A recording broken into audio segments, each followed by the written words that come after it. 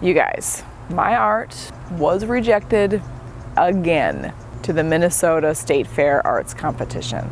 This is like the 10th year running. Every year I apply, every year, man, every year I get denied.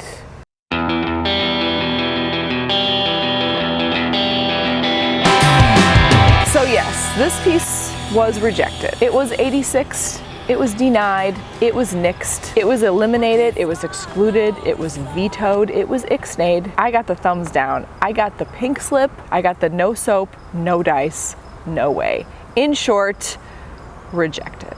So I made this really cool Minnesota mosaic, and I think it's like so amazing, and it's Minnesota, and it's beautiful, and I love it, and it's my precious little baby of a creation, and I just vulnerably submitted it into the world only to have it stomped on and crushed and denied and abused.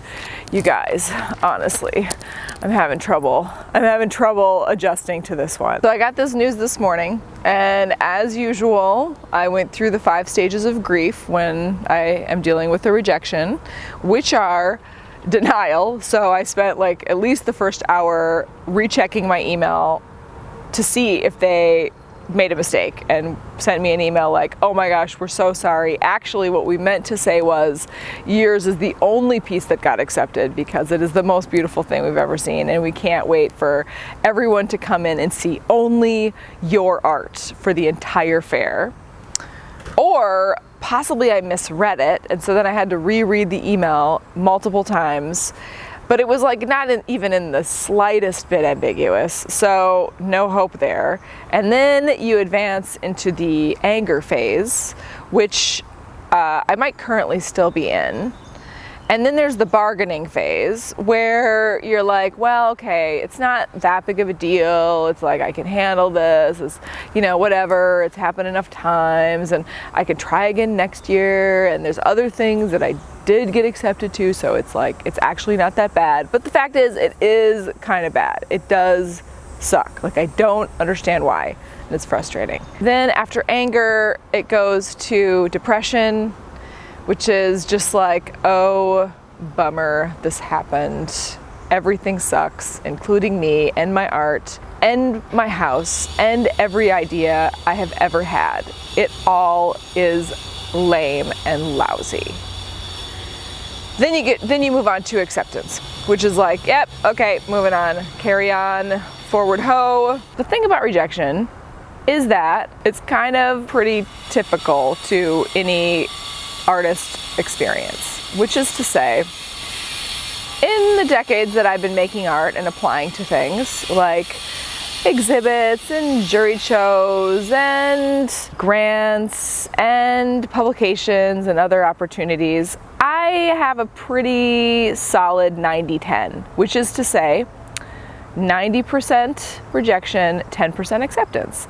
And because I got so much rejection, I have gotten kind of good at it, by which I mean I'm able to go through the 5 steps of grief a lot faster. It just takes a couple hours rather than like several weeks or months. It's worth like going through the stages instead of just ignoring it. And also, there is something really remarkable and amazing when you get those notices, those emails or those calls or those letters or whatever, of saying, sorry, not for us, goodbye, and good luck. When you get those calls, it actually is kind of a triumph, because it means that you unbared your vulnerable soul into the world once more, and you extended your idea. And yes, it stings when someone's like, yeah, that's not my thing. But it also means you did it.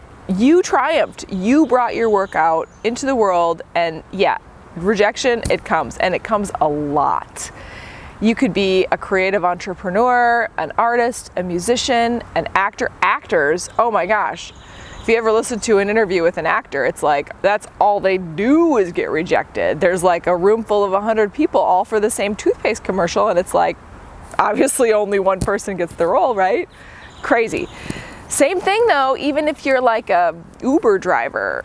What if you get 4 stars instead of 5? because like maybe the passenger didn't like the back of your head or the smell of your upholstery, or I don't know, you were 1 minute early.